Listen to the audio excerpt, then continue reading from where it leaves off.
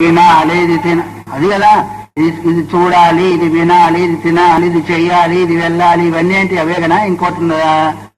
ఏది ఎతికించదు, ఏదేది చేస్తున్నామో ఉదయం నుంచి లేచింది మొదలు పడుకునేంతవరకు అవన్నీ కూడా కోరికలకి. కము కాంతం అని ధాతు చేత కామహ కోరిక అనే శబ్దం ఏర్పడుతుంది. అంటే నువ్వు ఏది కోరకుండా ఒక వస్తువును చూడలేవు, చేయలేవు, వినలేవు, వెళ్ళలేవు. ఇప్పుడు ఒకటి చేయాలంటే అక్కడ అది కూడా కోరిక. ఇది చెయ్యాలి అనుకున్నావు, ఇది వండాలి అనుకున్నావు, ఇది తినాలి అనుకున్నావు, ఇది చూడాలి అనుకున్నావు, అది అక్కడ వెళ్ళాలి అనుకున్నావు. ఇవన్నీ ఏంటి? ఇవన్నీ కదా లోపలికి కొనిపోతుంది అంతఃకరణాన్ని. పంచ జ్ఞానేంద్రియాలకు సంబంధించిన, పంచకర్మేంద్రియాలకు సంబంధించిన క్రియాకలాపాల ద్వారా ఏమైంది అంటే అది బహిర్ముఖం అవుతుందే తప్ప అంతర్ముఖం అయ్యే అవకాశము కనిపించడం లేదు. ఇక కోరిక అంటే మీరు ఎక్కడికో పోయి అక్కడ కూర్చోబోకండి. ఎందుకంటే ఎతికించి క్రియ ఏదైతే జరుగుతుందో దాని చేత అందుకొరకే క్రియారహితత్వం ఎప్పుడైతే వస్తుందో అప్పుడే ఆ తత్వాన్ని తెలుసుకోగలుగుతాం, లేకపోతే తెలుసుకునే అవకాశము లేదు. అందుకొరకే కామాపరుత ధీ సదా, కోరికల చేత ఆపాదింపబడిన బుద్ధి చేత ఏమైంది అంటే తన యొక్క స్వరూపము కప్పబడినందువల్ల వివిక్తం దుషిమాత్మము నేక్షతే, వాటికి భిన్నమై దృగ్రూపమైన ఆత్మను తెలుసుకోలేకపోతున్నాడు. దశమం యథా, 10వ వాడు ఎట్లాగైతే తెలుసుకోలేకపోయాడో, అక్కడేమో 9వ సంఖ్య చేత కప్పబడింది బుద్ధి, ఇక్కడేమో సమస్త వస్తుజాలకమందు కలిగిన ఆసక్తి చేత, సంస్కారం చేత కప్పబడినందువల్ల చూడలేకపోతున్నాడు. అందువల్ల తోయమేవం అవిద్యాపటలాలగుంఠిత దృష్టి సన్ కథముత్థాప్యత ఇత్యాహ. ఈ విధంగా అవిద్య, అజ్ఞానమనే ఆ పరద చేత ఆచ్ఛాదింపబడిన వాడు, దృష్టి కలిగిన వాడు ఏ రకంగా పైకి లేపబడతాడో ఆ విధాన్ని చెప్పబడుతున్నాడు. చూడండి ఎంత దగ్గరకు వచ్చేశాడు, ఎంత క్లిష్టంగా పోయిన గ్రంథము, ఎంత సరళంగా అలాంటి అజ్ఞానంలో పడిన వాడిని ఏ విధంగా పైకి ఎత్తాలో ఆ విధానాన్ని ఇప్పుడు చెప్పబోతూ ఉన్నాడు. గ్రంథకారులు ఎవరు చెప్పినా కానీ అందుకొరకు దీని ఫలాధ్యాయం అన్నారు కదా. ఫలం ఎట్లా ఉంటుంది? ఫలం కాయం ఉన్నట్టుగానే ఉంటుందా? కాయం గట్టిగా ఉంటుంది, పుల్లగా ఉంటుంది, అది పగలను కూడా పగలడు. పండు ఏమవుతుంది అంటే అది మృదువుగా ఉంటుంది, మెత్తగా ఉంటుంది, మాధుర్యంగా ఉంటుంది. చిట్టు చివరి ఇది ఏదైనా అంతే. చిట్టు చివరి అధ్యాయం ఎక్కడైనా కానీ అది ఫలాధ్యాయం కాబట్టి ఈ గ్రంథకారులలో అంత తేలిగ్గా ఉంటుంది. అందుకొరకు ఎత్ దగ్గరే విషమివ పరిణామే అమృతోపమం తత్సుఖం సాత్వికం ప్రోక్తం ఆత్మ బుద్ధి ప్రసాద్యం. ఆత్మ ఆ నేను ఇటువంటిదనే బుద్ధిని ప్రసాదించేది ఆ జ్ఞానం అన్నారు. మరి విషంగా ఉంటుంది. కొబ్బరిముక్క ఎలా ఉంటుంది? చాలా మెత్తగా ఉంటుంది కదా, గట్టిగా ఉంటుంది. నవ్వుతున్నప్పుడు చివరి పోయే వరకు మృదువుగా అయిపోతుంది, తీపిగా అయిపోతుంది. అందుకొరకు దీన్ని నారికేల పాకం అన్నారు వేదాంతాన్ని. భక్తిని ఏమన్నారు? మామిడి పండు అన్నారు. మామిడి పండు మొట్టమొదటి తీయగా మృదువుగా బాగా ఉంటుంది, లోపలికి పోతా ఉంటే చేదు, టెంకి రాగానే కఠినంగా ఉంటుంది, పరీక్షా కాలం వస్తే ఇంకా చేదైపోతుంది, అక్కడ నెగ్గుతాడో లేదో అని. అందుకొరకు కొంచెం కష్టమైన ఏది ఇష్టమైంది చెప్పండి ఇప్పుడు, అంతే. అక్కడ పరీక్ష వస్తే వాడు తట్టుకోలేడు, కానీ ఇక్కడ నిలవగలిగాడా చివరికి వరకు వెళ్ళగలుగుతాడు. అందుకొరకు మొదలంతా పీసుగా ఉంటుంది, ఆ పీసు అయిపోయిన తర్వాత టెంకి వస్తుంది, అక్కడి దాకా పోయిన తర్వాత లోపల మళ్ళీ మృదువైంది వస్తుంది, ఆ తర్వాత లోపలికి పోతా అంటే మధురమైన నీళ్లు వచ్చేసేస్తాయి. ఎంత సరళంగా ఉంది లోపలికి పోయిన తర్వాత, పైన ఎంత కఠినంగా అందుతాయి. ఇదేంట్లే మనకు వద్దులే అని అక్కడ పడేసేస్తాం. ఒక్కొక్కసారి అయితే పీసు తీసేది రాక నాకు అదే అక్కడ పడిసిపోతుంది మా దీప్తి అయితే. అందుకొరకు అక్కడి నుంచి పోయేవాళ్ళు కొంతమంది విని అక్కడి నుంచి అటు పోయేవాళ్ళు కొంతమంది, ఎందుకంటే అర్థం కావడం లేదని వెనక నుంచి వెనకపోయేవాళ్ళు కొంతమంది. ఆ తర్వాత కొంచెం పీసు తీసేటట్టు చూస్తా, బాగానే పర్వాలేదే, ఆ పీసు తీసేందుకు బాగానే ఉంది అనుకున్నారు కొంత ఉంటారు. ఇది కూడా గట్టిగా ఉందే, రావడం లేదే, అక్కడి నుంచి పోయేవాళ్ళు కొంతమంది. ఆ ముక్క తిని ఇంకా గట్టిగా ఉంది, పనులు లేదా మన పనులు విడిపోతాయని పోయేవాళ్ళు కొంతమంది. ఆ తర్వాత చివరి దాకా పోతే కానీ లోపలికి పోతే ఇది నా యొక్క స్వరూపం ఇటువంటిది గాని అప్పుడు ఆనంద స్వరూపుడై క్రియాశూన్యుడై అహం బ్రహ్మాస్మనే మహావాక్యానికి ప్రతిరూపుడై నిలుస్తాడు. మరి అందుకొరకే అన్నాడు దానికంటే కఠినమైంది లేదు, దానికంటే సులువైంది లేదు. కఠినం ఎందుకంటే సంస్కార రాహిత్యం చేత కఠినత్వం అనిపిస్తుంది. మరి సులువు అంటే తన యొక్క స్వరూపం కాబట్టే సులువు అనే ఉద్దేశం. అందుకని ఇక్కడ ఏమంటున్నాడు? ఈ విధంగా అవిద్య అనే పరదతో ఎవరి దృష్టి అయితే కప్పబడిందో వాడిని పైకి ఎలా మరి పై తీయాలో దాన్ని ఇప్పుడు చెప్పబోతున్నాడు. ఆ విషయాన్ని చెప్పబోతున్నాడు. ఏంటిది? యథా స్వాపనిమిత్తేన స్వప్నద్రక్ ప్రతిబోధిత కరణం కర్మ కర్తారం స్వాప్నం నైవేక్షతే స్వతః అనాత్మజ్ఞస్తదైవాయం సమ్యక్ శ్రుత్యావబోధిత గురుం శాస్త్రం తథా మూఢం స్వాత్మానో అన్యం నపశ్యతి. ఉపమానం చెప్పి దాని చేత ఒక చెంపదెబ్బ వేశారు.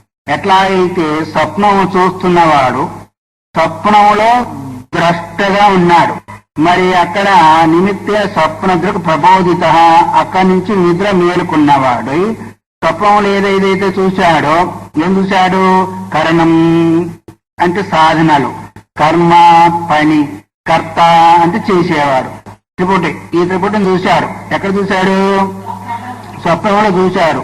చూసిన తర్వాత మళ్ళీ అయింది, చూశాడు కానీ తనను మాత్రం చూసుకోలేదు. బయటదంతా చూస్తున్నాడు కానీ తనని చూసుకున్నాడు. స్వప్నంలో ఇట్లా పోయాడంటే అట్లా పోయాడంటే దీనికంటే మళ్ళీ వాడు భిన్నమయ్యే ఉన్నాడు. అక్కడ వాడు ఈ బొమ్మ ఇక్కడ పడుకుంది, మళ్ళీ అక్కడ ఇంకోటి లేచిపోయింది అని చేస్తూనే ఉంది, చూస్తూనే ఉంది అన్నంతా కూడా. మరి కానీ అసలు దాన్ని దీన్ని చూడలేదు, ఆభాసకమైన దాన్ని చూశాడు. అట్లాగే తను ఎట్లా అయితే చూడకుండా ఉంటాడో స్వప్నం నైవేక్షతే స్వతః. తర్వాత అనాత్మజ్ఞస్తథైవాయం, అట్లాగే ఆత్మజ్ఞానం లేని జీవుడు కూడా శృతి బాగా బోధించినప్పటికీ, శోధింపబడినప్పటికీ తనకంటే భిన్నమైన గురువును శాస్త్రాన్ని ఆ రకంగానే అజ్ఞానాన్ని చూడడు. అనాత్మజ్ఞస్తథైవాయం సమ్యక్ శృత్యావబోధిత, రకరకాలుగా శృతి బోధించినప్పటికీ గురువుని శాస్త్రాన్ని మాత్రము తనను కూడా అలాగనే గురువు శాస్త్రము అజ్ఞాని చూడడు. మూఢ అన్నాడు. మూఢం స్వాత్మానో అన్యం నపశ్యతి. మూఢైన వాడు ఎందుకు అంటే మరి నిద్రావశుడై ఉన్నాడు కాబట్టి. ఏమని నిద్రలో ఉన్నాడు వీడు? అజ్ఞాన నిద్రలో ఉన్నాడు. స్వప్నదశ ఉంది. ఎట్లా అయితే సాజ్ఞాన కల్పితం తనకంటే భిన్నములైన ఉన్నాయి చోర వ్యాఖ్యంత చూస్తా ఉంటాడు కదా, అట్లాగే అనాది అవిద్య చేత నిద్రా ప్రవేశుడైన ఈ జీవుడు శాస్త్రాచార్యం వల్ల పుట్టిన తత్వజ్ఞానం చేత తాను పరబ్రహ్మమే అని తెలిగినప్పటికీ అజ్ఞాన దర్శనం. ఇప్పుడు స్వప్నంలో ఉన్న వారికి తనకంటే అవి భిన్నంగా కనిపిస్తున్నాయా, తన మాదిరిగానే కనిపిస్తున్నాయా? అవన్నీ తన యందే జరుగుతున్నాయా, తనకంటే భిన్నంలో జరుగుతున్నాయా? తన యందే జరుగుతున్నాయి, తనకంటే భిన్నంగా ఉన్నట్టుగా కనిపిస్తున్నాయి. వాస్తవికంగా అక్కడ వస్తువులు లేవు, తనకంటే భిన్నంగా లేవు. ఇప్పుడు కన్ను మూసుకోగానే మొత్తం తను కూడా వేరైనట్టే కనిపిస్తా ఉన్నాడా లేదా? తను కూడా చచ్చిపోతే ఎత్తుకుపోయినట్టుగా చూస్తూ ఉంటాడు. అవునా కదా? 10 మంది ఎత్తుకుపోతున్నట్టు కూడా చూస్తున్నాడు. మరి అటువంటిప్పుడు తనలో అన్ని జరుగుతున్నాయి, అన్ని తనకంటే భిన్నంగా చూస్తున్నాడు, కానీ తనను మాత్రం అక్కడ చూడడం లేదు. తను ఎక్కడ ఉన్నాడు? మంచం మీద పడుకున్నాడు కదా.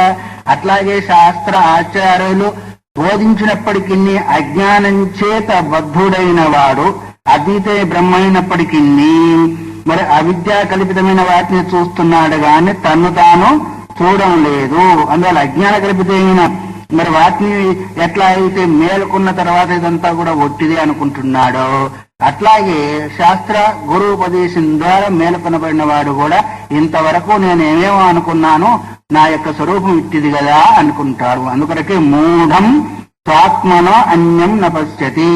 శాస్త్రము గురువు ఎప్పుడైతే మేలుకొలుపుతారో తనకంటే అన్యంగా ఒకటి చూడడు. సాఖ్యం సకల సంసార ప్రవీత్తమాత్మానం వాక్యాది ప్రతిపద్యతే ఉతనేతీతి. ఆ పురుషుడు సమస్త సంసారాల కంటే భిన్నమైన విలక్షణమైన ఆత్మను తెలుసుకుంటాడా లేక తెలుసుకోదాడా? ఎప్పుడైతే బోధింపబడతాడు కదా, శాస్త్రం చేత గురువు చేత బోధింపబడిన వాడు తనకంటే సమస్త సంసారానికి విలక్షణమైన ఆత్మను తెలుసుకుంటాడా తెలుసుకోలేడా? ఎందుకంటే ఆ నిద్ర నుంచి మేలుకున్న వాడేమో మరి తనకంటే అభిన్నమైనవని తెలుసుకున్నా అంటే ఈ భౌతిక శరీరాన్ని తెలుసుకున్నాడు, ఆత్మను తెలుసుకున్నాడా? తెలుసుకోలేదు. కానీ ఇక్కడ మరి తత్వమసి వాక్యాల వల్ల తెలియబడే బ్రహ్మస్వరూపం ఏదైతే ఉందో సమస్త ప్రపంచానికంటే భిన్నమా లేకంటే అభిన్నమా? రెండు రకాలుగా ఒప్పుకున్నట్టయితే దోషమే వస్తుందని పూర్వపక్షం. నిద్ర తత్వమసి వాక్యాన్ని చేత ఏ బ్రహ్మస్వరూపాన్ని అయితే తెలుసుకుంటున్నారో, ఏ బ్రహ్మస్వరూపాన్ని తెలుసుకుంటున్నారో సమస్త ప్రపంచాల కంటే భిన్నమైన తత్వాన్ని తెలుసుకుంటూ ఉన్నాడు. ఆ తెలుసుకున్నప్పుడు తాను ప్రపంచానికంటే భిన్నమా లేకంటే అభిన్నమా? ఈ భిన్నమన్నా అభిన్నమన్నా రెండు పక్షాల్లో కూడా మరి దోషాలు వస్తాయి. అందువల్ల వాక్యాల వల్ల బ్రహ్మస్వరూప ప్రతిపత్తి కలగదు అన్నాడు. వాక్యం వల్ల బ్రహ్మ ప్రతిపత్తి కలగదు అంటే ఈ సిద్ధాంతాన్ని మళ్ళీ పరిహారం చేయాలి వద్ద సిద్ధాంతవాది. అత్ర బ్రూమ కూటస్థావగతి మాత్ర శేషత్వాది ప్రతిపదై అన్నాడు. దానికి ఏంటంటే కూటస్థమైన ఆత్మస్వరూపం యొక్క సాక్షాత్కారం మాత్రమే శేషించి ఉన్నందువల్ల వాక్యం వల్ల పరబ్రహ్మ స్వరూప ప్రతిపత్తి మాత్రం కలుగుతుంది. వాక్యం వల్ల భిన్నమా అభిన్నమా అని మేము చెప్పడం లేదు. ప్రపంచానికంటే భిన్నమా పరమాత్మ అభిన్నమా అంటే మేము చెప్పడం లేదు. ఆ కూటస్థమైన తత్వం మాత్రం గోచరిస్తుంది. నిద్రించి లేచిన వాడికి నేను ప్రపంచానికంటే భిన్నమా అభిన్నమా అనుకొని తెలుసుకుంటున్నా, తనను తాను మాత్రము తెలుసుకుంటున్నాడు. నిద్రించి బయటికి లేచిన వాడు అర్థమవుతుందా? సప్పు నుంచి బయటకు వచ్చిన వాడు, సుషుప్తి నుంచి బయటకు వచ్చిన వాడు తనను తాను మాత్రం తెలుసుకుంటున్నాడు గాని అప్పుడు నేను ప్రపంచానికంటే భిన్నమా అభిన్నమా అనుకుంటున్నాడా? ఇక్కడ కూడా తత్వమసి మహావాక్యం ద్వారా ఎప్పుడైతే స్వరూప జ్ఞానం కలుగుతుందో అప్పుడు కూటస్థ ఆత్మను మాత్రము తెలుసుకుంటున్నాడు. కాబట్టి ఇప్పుడు భిన్నం అంటావా అభిన్నం అంటావా? దీన్ని ఉదాహరణ ద్వారా చెప్తున్నాడు. అత అందువల్ల చెప్తున్నాడు దండావసాన నిష్ఠ సద్ దండ సర్పో యథా తథా నిత్యావతి నిష్టం సద్ వాక్య జగద సంశయం. ఏంటిది? తాడు లేదు ఒక కర్ర ఎందు పాము కల్పింపబడింది కదా. దాని యొక్క జ్ఞానం ఏంటిది? దీపం తెచ్చిన తర్వాత అది కర్రగానో తాడుగానో నిలబడమే తప్ప అది దానికంటే భిన్నమా అభిన్నమా అని మనం చెప్పలేము. అది తాడుగా గుర్తిస్తాం, లేదు కర్రగానే గుర్తిస్తాము. కర్రగానే ఉంటుంది, తాడుగానే ఉంటుంది. దాని స్వరూపం ఎలా ఉందో అలాగే ఉంటుంది కానీ దాని భిన్నంగా ఉండదు. ఎందుకంటే అది స్వరూపం యొక్క స్థితి అటువంటిది. అట్లాగే తన తత్వమసి మహావాక్యం ద్వారా ఉద్బుద్ధం తన యొక్క స్వరూపం తెలుసుకుంటే తనకు తానుగా ఉంటుంది. స్వరూపావస్థితి స్వరూపే అవస్థానం ఎక్కడుంది? తదా ద్రష్టు స్వరూపే అవస్థానం. అందుకొరకు యోగ సూత్రాలు పారాయణ చేయండి. ద్రష్టు అంటే చూచేవాడు, తన స్వరూపమందు అవస్థానం సంపూర్ణంగా నిలిచి ఉండడము అన్నాడు. అది భిన్నమో అభిన్నమో ఇంకోటో కాదు, తన స్వరూపం అంటే తెలుసుకొని అలాగే ఉండిపోతారు. ఎట్లాగైతే కర్ర ఎందు తాడు ఎందు భ్రమ కలిగిన తర్వాత ఆ భ్రమ పోయిన తర్వాత తాడు తాడుగా కర్ర కర్రగా ఉంటుందో తానుగా ఉంటాడు. అందువల్ల నిత్యావగతి నిష్టం అంటే ఏదైతే ఇదివరకంతా కూడా ఉందో అట్లాగే ఉంటుంది. కానీ ప్రపంచం వాక్యం వల్ల నిస్సంశగా నిత్య చిన్న మాత్రమే అదిగా కలిగి ఉంటుంది. ఇప్పుడైతే ఆ పాము తాడుగా ఉందా లేదు తాడు పాముగా ఉందా? ఏది ఉంది? అక్కడ తాడు లేదు, తాడు ఉంది, పాము మాత్రం లేదు. ఇప్పుడు పాము కంటే భిన్నమా తాడు అభిన్నమా అంటే ఏం చెప్పాలి? మీకు కనిపించిన పాము తాడు ఆ పాము కంటే భిన్నమా అభిన్నమా? అభిన్నమా అవసరం. తాడుగా ఉంది, ఆ కర్రగా ఉంది.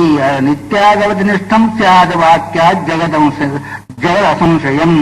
నిత్యమైన వాక్యానికి ఏ అర్థమైందో ఆ అర్థాన్ని మాత్రం తెలుసుకొని తన స్వరూపమని అట్లాగే ఉండిపోతారు. కానీ ప్రపంచానికంటే ఇది భిన్నమా అభిన్నమా ప్రపంచ స్వరూపమా అనేది మాత్రం అక్కడ అవగాహన.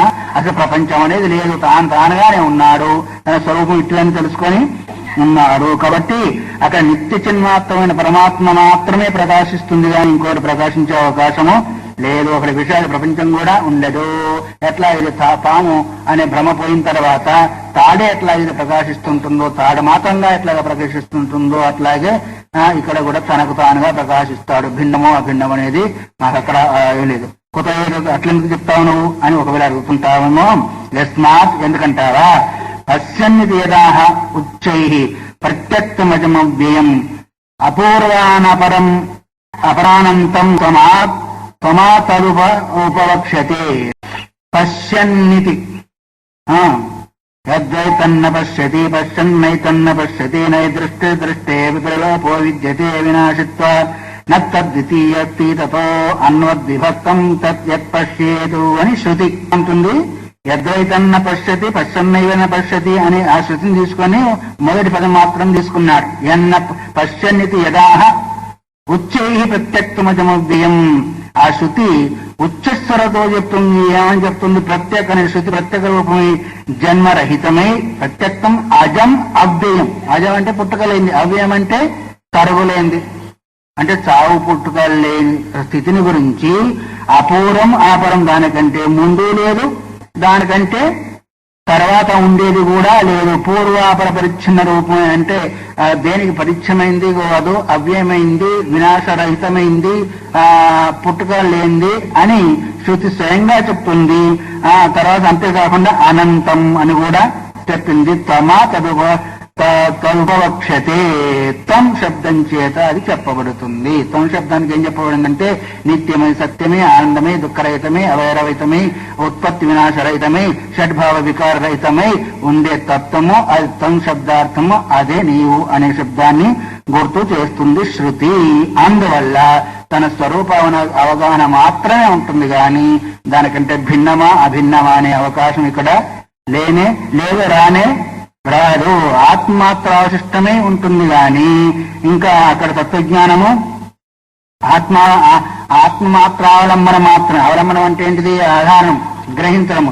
తత్వజ్ఞానం చేత తత్వమసి మహావాక్యం చేత కలిగే తన యొక్క స్వరూపం ఎటువంటిదంటే తను తానుగా గుర్తించడమే. ఇంకోటి ఉందా? ఇంకా సమయంలో ఇంకోటి వేరెక్కడ ఉంటుంది? తనకంటే భిన్నంగా ఉంటే కదా. తత్వం త్వం శబ్దం చేత సమత్వాన్ని గ్రహించినప్పుడు, తత్శబ్దం చేత ఆ తత్వాన్ని గ్రహించినప్పుడు ఏకం నిత్యం విమలం అచలం సర్వధి సాక్షిభూతం భావాతీతం త్రిగుణరహితం దాని యొక్క స్వరూపం. తద్గురు అంటే పరమాత్మ ఏంటి? ఏకం నిత్యం విమలం అచలం సర్వధి సాక్షిభూతం, అది భావాతీతం త్రిగుణరహితం. మరి అలాంటి తత్వం తానే అయినప్పుడు ఇంకా వీటికి భిన్నమైన వస్తువు కదా అది. అనేకం, అనిత్యం, మలం, చరం. అద్దం పెట్టుకుంటాం, అట్లా కనిపిస్తుంది. ఇంకోటి కనిపిస్తుందా? పెట్టుకున్న అద్దాన్ని బట్టి కనిపిస్తుంది కదా ఏ వస్తువు అయినా. మన యొక్క అద్దం ఏంటిది ఇక్కడ? ఏకం నిత్యం విమలం అచలం సర్వధి సాక్షిభూతము. ఆ అద్దం పెట్టుకొని ఉన్నవాడికి అంతా అట్లాగే కనిపిస్తుందా? ఇంకో రకంగా కనిపిస్తుందా? అంతే, వేరే ఉపమానం అక్కడ కనిపించలేదు. అందువల్ల తత్వమసి వాక్యోత విజ్ఞానైనైవ బాధ్యతే. ప్రపంచ జ్ఞానం ఏదైతే ఉందో తత్వమసి మహావాక్యం చేత ఉత్పన్నమైన జ్ఞానమే సమస్త అజ్ఞానాన్ని బాధిస్తుంది. ఇంకోటి బాధించదు. సకల ద్వైత ప్రపంచాన్నంతా కూడా మరి ఆత్మవస్తువు కంటే భిన్నమందు సుషుప్తి అందు అప్రయత్నం, సుషుప్తి అందు ఏ జ్ఞానంలో ఎక్కడ నశించిపోతుంది కదా. మరి తత్వమసి మహావాక్యం ఏం చేస్తుంది? అక్కడ పోయినట్టు పోతుంది లేదా అని అంటావేమో అని దాన్ని గుర్తు చేసుకుంటూ అంటున్నాడు. సుషుప్తులు అంత పోయిందా? ఉందా? తనకు తానుగానే ఉన్నాడా లేదా? మరి దాంతోనే సరిపోయింది కదా. నీ తత్వమసి మహావాక్యం ఏం చేస్తుందని వాళ్ళు ఒకవేళ అంటావేమో. అవన్నీ తీసుకొని రావాలి కదా. యస్మాత్ అస్మాదవతపరం రూపం నాస్తిత్యేవ నిరూప్యతే అన్యదా గ్రహణాభావాద్ బీజం తస్వప్నబోధయో. ఏమన్నాడంటే సుషుప్తి దశ యందు ద్వైత గ్రహణం లేదు కదా, లేదు. అందువల్ల ఆత్మ వస్తువు కంటే మరొక వస్తువు అక్కడ లేదు అని శృతి చేత నిరూపింపబడుతుంది కదా. ద్వైత ప్రపంచం తెలియపోయినందువల్ల అజ్ఞానము స్వప్న జాగ్రత్త దశలకు కారణమై ఉంది అని. అస్మాద్ అవతపరం రూపం నాస్తిత్యేవ నిరూప్యతే. శృతిగా నిరూపించింది సుషుప్తి ఎందుకు ఘటపడాలి వస్తువు ద్వైత ప్రపంచం ఏమాత్రం కూడా అక్కడ లేదు. ఆత్మస్వరూపం కంటే భిన్నమైన వస్తుజాలం కూడా అక్కడ లేదు. నతు తద్వితీయమస్తి. అక్కడ రెండో తనకంటే భిన్నమైన వస్తువు సుషుప్తిలో లేదు అని శృతి కూడా ప్రతిపాదించింది. కానీ ద్వైత వస్తు ప్రతీతికి కారణమైన అజ్ఞానం సైతము అక్కడ లేదు అని చెప్పలేదు. అక్కడ అజ్ఞానం ఉందా లేదా? అక్కడ వేరే వస్తువు లేదు, ఆత్మ ఒకటే ఉందని చెప్పింది కానీ అజ్ఞానం లేదని చెప్పిందా? మరి అజ్ఞానం సంసారానికి బీజం అయిపోయా, అది కూడా పోతుందా? అది కూడా తత్వమసి మహావాక్యం చేత పోతుందని మేము చెప్తున్నాం. అక్కడ అంతా పోతే కావచ్చు కాక, ఆత్మ ఒకటే ఉంటే ఉండొచ్చు కాక, కానీ అజ్ఞానం మాత్రము ఉంది. సుషుప్తి అజ్ఞానం లేదని మాత్రము చెప్పే అవకాశము లేదు. ఒకవేళ చెప్పతే మళ్ళీ స్వప్న జాగ్రత్త అవస్థలు కలగకూడదు. స్వప్న జాగ్రత్త అవస్థలు కలుగుతున్నాయంటే అజ్ఞానం ఉన్నట్ట లేనట్ట? ఏ క్రియ జరిగినా అజ్ఞాన మూలకమే కదా. జ్ఞానం అంటే స్వరూప అజ్ఞాన మూలకము. ఎతకించిది క్రియ జరుగుతుందంటే అది అజ్ఞానానికి సంబంధించిందే. కాబట్టి మళ్ళీ ఒకవేళ అక్కడ మూలాజ్ఞానం కూడా లేదని ఒకవేళ అంటే మళ్ళీ స్వప్నానికి రాకూడదు, అక్కడి నుంచి జాగ్రత్త కూడా రాకూడదు. అందువల్ల అక్కడ అజ్ఞానం ఉంటుంది. అదో ఆ అజ్ఞానాన్ని తత్వమసి మహావాక్యం ద్వారా ఉత్పన్నమైన జ్ఞానము నశింపజేస్తుంది అని అదో దాని నివృత్తి వరకు మనకు తత్వమసి మహావాక్యము కావాలి. కేవలం నిద్రపోయినంత మాత్రం చేతనే నీ అప్పులన్నీ తీరిపోతాయా? అక్కడ ఎవరు ఏం కనిపించకపోతే తీరవు. నిద్రపోతే అక్కడ ఏం కనిపించాలో అంత పోయింది, అప్పులన్నీ కూడా పోయినాయి అనుకుంటే మళ్ళీ అక్కడి నుంచి కిందికి రాగానే పప్పులు ఉడకవు, నీదంతా కూడా అప్పులేమో కానీ పప్పులు కూడా ఉడకవు. అందువల్లనే ఇక నిద్రపోయినంత మాత్రం ఎవరన్నాడు నిన్న అది కుందేలు కన్ను మూసుకుంటే మరణం పోయినట్టుగా మనం కూడా కన్ను మూసుకుంటే నిద్రపోతే పోయినట్టుగా ఉండదు. అందువల్ల అస్యార్థస్యమే ఉదాహరణ ఇప్పుడు చెప్పిన దాన్ని బాగా దృఢం చేసేదాని కొరకు ఒక ఉదాహరణ అని చెప్తున్నాడు. కార్యకారణ బద్ధౌద్వా విశ్యేతే విశ్వతైజసౌ. కార్యబద్ధత్వము కారణబద్ధత్వము విశ్వతేజస్సులు దాని చేత బంధింపబడుతుంది. కార్యకారణ భావం ఉంది కదా, ఒకటి కార్యము ఒకటి కారణము. ఈ రెండింటి చేత విశ్వడు తేజస్సుడు బంధింపబడతారు. విశ్వడేమో జాగ్రత్తలో బంధింపబడతాడు, తేజస్సుడు స్వప్నావస్థలో. అందుకొరకు జాగ్రత్త అవస్థకు యజమాన్యము విశ్వడు, తేజసావస్థకు యజమాన్యము తేజసుడు. అందువల్ల కార్యకారణ బద్ధత్వం ఉంది. కార్యము ఏంటిది? వస్తువు. దానికి కారణము. ఈ కారణం చేత ఈ కార్యం జరుగుతుంది అని స్వప్నంలో జరుగుతుంది, జాగ్రత్తలో జరుగుతుంది. వాళ్ళని విశ్వడు అన్నారు, తేజస్సుడు అన్నారు. ప్రాజ్ఞ కారణబద్ధస్థ. కారణం అంటే ఏంటిది? అజ్ఞానము కారణము, మీదంతా కూడా కార్యం. అజ్ఞాన కారణం చేతనే కార్యం ఉంది కాబట్టి అజ్ఞానము తత్కార్యమైన ప్రపంచం అనుకోండి. ఇంకా మీకు విప్పి చెప్పాలి అంటే తెలియజెప్పాలంటే అజ్ఞానము దాని కార్యమైన ప్రపంచంలో బంధింపబడుతున్నాడు. ఎలా బంధింపబడుతున్నాడు అంటే తన స్వరూపాజ్ఞానం కారణం చేసిన ప్రపంచం అంతా కూడా నిత్యము సత్యమనే భావం చేత దానందు ఆసక్తుడే దానిలో బంధింపబడిపోతున్నాడు. తాను చూసుకోలేకపోతున్నాడు. ఈ జాగ్రత్త అవస్థలు సంపాదించిన సంస్కారాలు అక్కడేంటిది? మళ్ళీ స్వప్నములో అజ్ఞానం ఉంది, ఈ సంస్కారాలు కూడా ఉన్నాయి. ఇది అక్కడ ఈ వస్తువు లేకపోయినా దీని ద్వారా సంపాదించిన సంస్కారమే అక్కడ కార్యం. ఇప్పుడు గుర్తుపెట్టుకోండి, అక్కడ ఈ కార్యం లేకపోయినా ఈ కార్యాల ద్వారా సంపాదించిన సంస్కారము కార్యము ఈ సంస్కారానికి అనుగుణంగా అక్కడ వేరే సృష్టి తాను చేసుకుంటున్నాడు. ఈ సృష్టి ఏమో పరమాత్మ సృష్టి, ఆ సృష్టి ఏమో తన యొక్క సొంత సృష్టి. అక్కడ వాడు బంధితుడయ్యాడు, అక్కడ ఏడుతున్నాడు, ఇది అంటున్నాడు, అక్కడ ఏదైనా వస్తేనే నవ్వుతున్నాడు, ఏడుస్తున్నాడు. ఇక్కడ కూడా అదే పని జరుగుతుంది. ఈ విశ్వానికి ఏది ఇక్కడ అనుభవానికి వస్తుందో అంత కాకపోయినా తదనుగుణంగా వచ్చేస్తుంది అక్కడ కూడా. కాబట్టి అక్కడ కార్యరూప ప్రపంచం చేత కారణరూప అజ్ఞానం చేత బద్ధుడయ్యింది. కానీ ప్రాజ్ఞ కారణబద్ధస్తు అన్నాడు. ప్రాజ్ఞుడు మాత్రము ఎక్కడుంటాడు? ప్రాజ్ఞుడు సుషుప్తి అవస్థలో ఉంది. సుషుప్తికి అభిమాని ఎవడు? ప్రాజ్ఞుడు. కేవలం కారణం చేతనే బద్ధుడాడు. కారణం ఏంటిది? అజ్ఞానబద్ధుడు. అజ్ఞానం చేతనే నాకేం తెలియదు అన్నాడు కదా అక్కడ. అన్నందువల్ల అజ్ఞానం చేత మాత్రం అక్కడ కారణం ఉంది కానీ కార్యము లేదు. అందుకొరకే ప్రాజ్ఞ కారణబద్ధ ద్వౌతౌతో తుర్యేన సిద్ధత. మరి ఇవన్నీ కూడా ఆ కారణబద్ధుడు కావచ్చు, కార్యబద్ధుడు కావచ్చు, ఈ తుర్యంలో మాత్రము లేదు.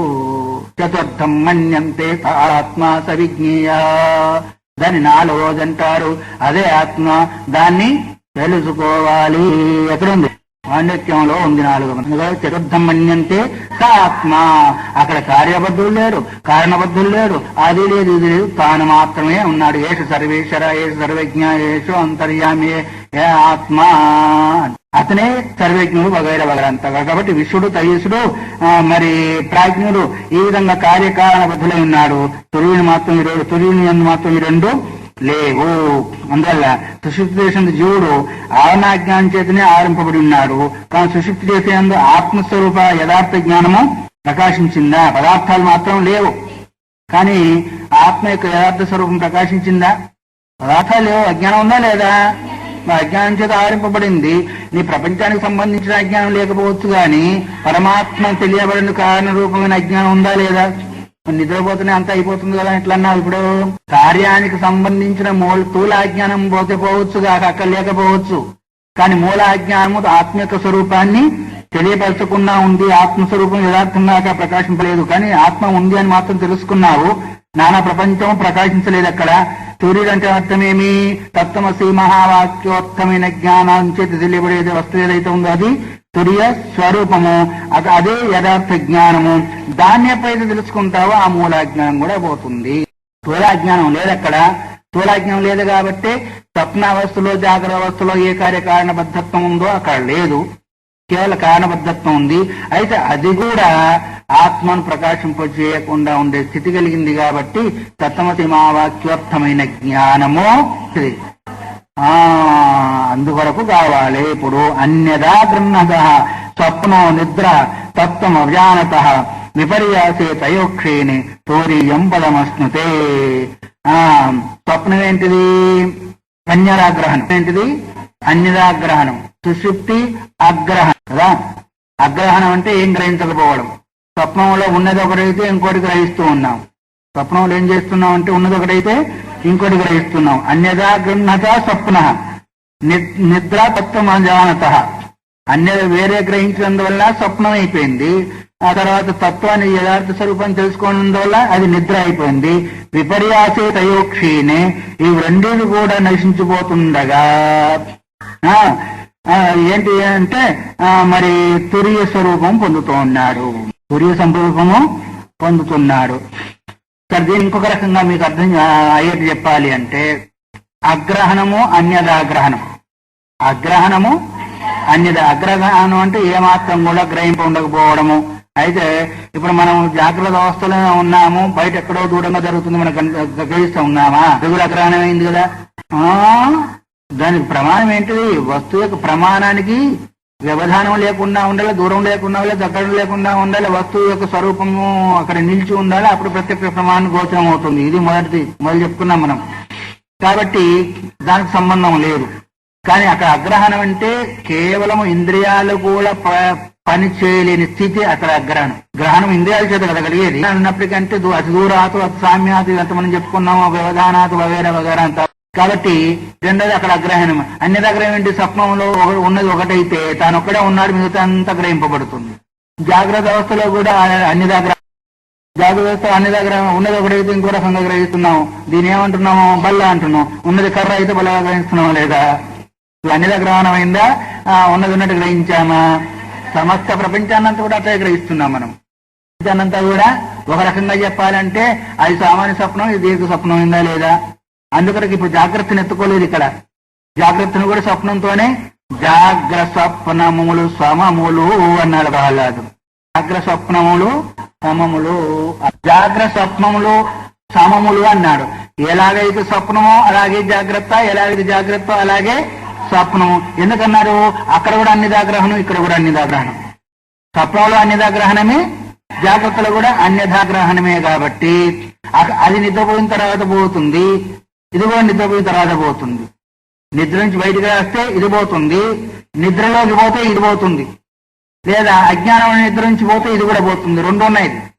నిద్రలోకి పోతే ఇది పోయింది, అజ్ఞానం నిద్రపోయినా ఇది పోయింది. అర్థమవుతుంది కదా. ఇక్కడి నుంచి మనం స్వప్నంలోకి పోయేటప్పుడు, స్వప్నం ఎప్పుడు వస్తుంది మనకి? నిద్ర ఆవరించినప్పుడు. నిద్రలోకి పోతే